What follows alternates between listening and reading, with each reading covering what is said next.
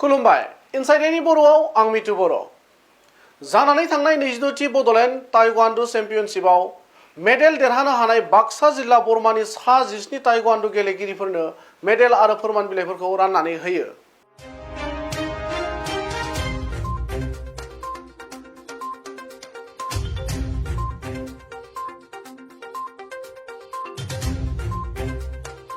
बाक्सा जिल्ला बरमा हालामनि कदमतला गामिनि सा 17 ताइक्वान्डु गेलेनानै मुं आर्जिनो हानाय साफ्रोमबो गेलेगिरिफोरनो कदमतला ताइक्वान्डु एकाडेमिनि दैदेनगिरि दिपेन ठाकुरियाया मेडेलफोरखौ राननानै होयो।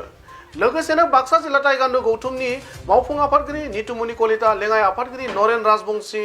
रांगिरि उत्सव हाजरिका मोना बे हाबाफारियाव बाहागो लायो।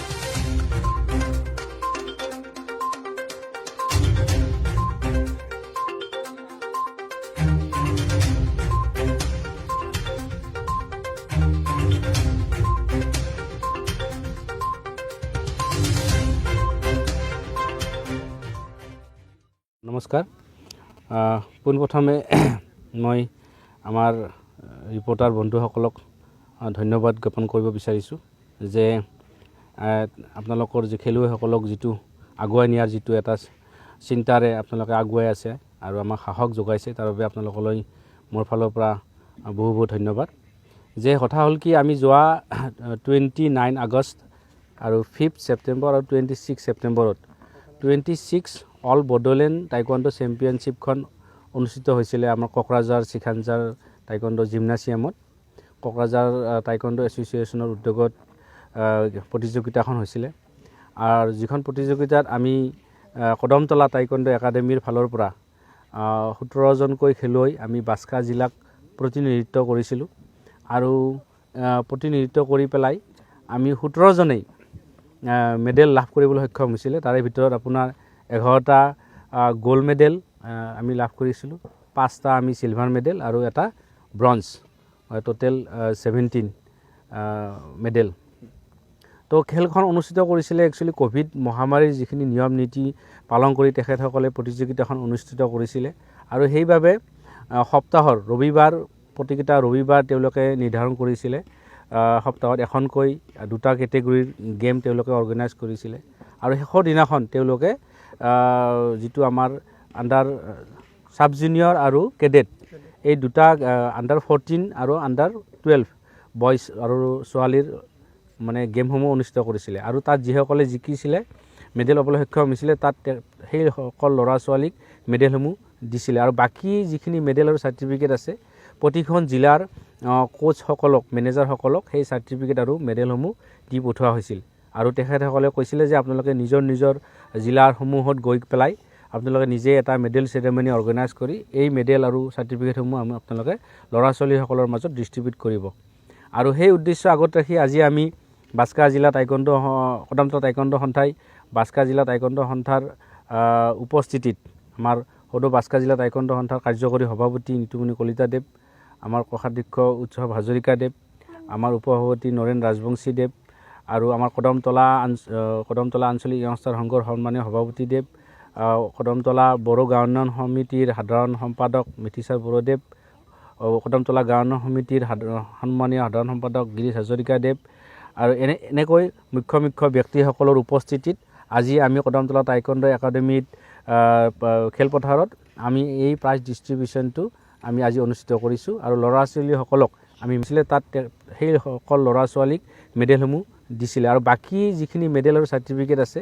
প্ৰতিখন জিলাৰ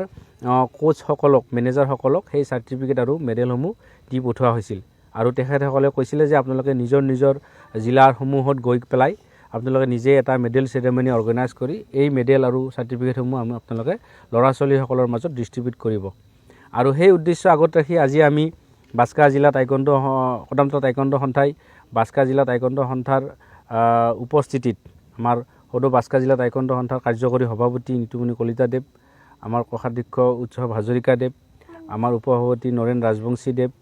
আৰু আমাৰ কদমতলা আঞ্চলিক সংস্থাৰ সংঘৰ সন্মানীয় সভাপতি দেৱ, কদমতলা বড়ো গাঁও উন্নয়ন সমিতিৰ সাধাৰণ সম্পাদক মিথিচাৰ বড়োদেৱ, কদমতলা গাঁও উন্নয়ন সমিতিৰ সন্মানীয় সাধাৰণ সম্পাদক গিৰীশ হাজৰিকা দেৱ আৰু এনেকৈ মুখ্য মুখ্য ব্যক্তিসকলৰ উপস্থিতিত আজি আমি কদমতলা টাইকোৱাণ্ডো একাডেমীত খেলপথাৰত আমি এই প্ৰাইজ ডিষ্ট্ৰিবিউশ্যনটো আমি আজি অনুষ্ঠিত কৰিছোঁ আৰু ল'ৰা ছোৱালীসকলক আমি মেডেলসমূহ প্ৰদান কৰিছোঁ। গতিকে আমাৰো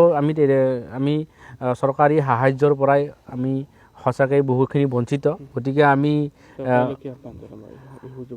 আপোনালোকে নিশ্চয় দেখিবলৈ পাইছে যে আমি এনেকৈ এখন খেলপথাৰত আমি প্ৰেক্টিছসমূহ আমি কৰি আহিছোঁ, য'ত নেকি এই গেমসমূহ একচুৱেলি মেটৰ ওপৰত কৰা হয়, ইনডোৰ গেম, আৰু ইনডোৰ গেম হৈ পেলাই এইটো এটা মেটৰ ওপৰত কৰা প্ৰেক্টিছ। গতিকে আমি কোনো ধৰণৰ সহায় সহযোগিতা আজিলৈকে আমি চৰকাৰৰ ফালৰ পৰা পোৱা নাই। আমি একক প্ৰচেষ্টাৰে আমি এই বস্তুখিনি 2-3জন সুদীৰ্ঘ ব্যক্তিৰ আশীৰ্বাদত আমি মাটিতেই আমি সেই অনুশীলন চলাই আহিছোঁ। আৰু যোৱা বহুবেলি আমি আমাৰ এই একাডেমীৰ ফালৰ পৰাই আমি আন্তঃজিলা আৰু ৰাষ্ট্ৰীয় পৰ্যায়ত আমি অংশগ্ৰহণ কৰি বিশেষ সুখ্যাতি আৰু মেডেল পাবলৈ আমি সক্ষম হৈ আহিছোঁ, গৌৰৱ কঢ়িয়াই আনিছোঁ। এনেকুৱা বহুবাৰ হৈছে, আমি নাই বুলি ক'লেও আপোনাৰ 3-4 বাৰ আমি সদৌ অসম ভিত্তিত বেষ্ট টীম পাবলৈ সক্ষম হৈছোঁ। ৰাষ্ট্ৰীয় পৰ্যায়ত আমি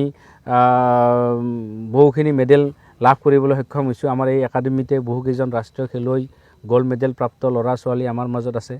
গতিকে তেনেধৰণে আমি আগবাঢ়ি আছোঁ। আৰু গতিকে চৰকাৰলৈ আমি এটাই আহ্বান জনাব বিচাৰিছোঁ যে আমাৰ এটাই আশা যে আপোনালোকে আমাক যেনে তেনেকৈ হ'লেও এটা ইনডোৰ হলৰ ব্যৱস্থা কৰি যিখিনি আমাক ইকুইপমেণ্টছৰ প্ৰয়োজন সেইখিনি যদি সা সুবিধা আমাক প্ৰদান কৰে, তেতিয়াহ'লে আমি ভাবোঁ আমি বাস্কা জিলা বুলিয়ে নহয় গোটেই অসমক এটা ভাল এটা ফলাফল দিবলৈ আমি সক্ষম হ'মহি।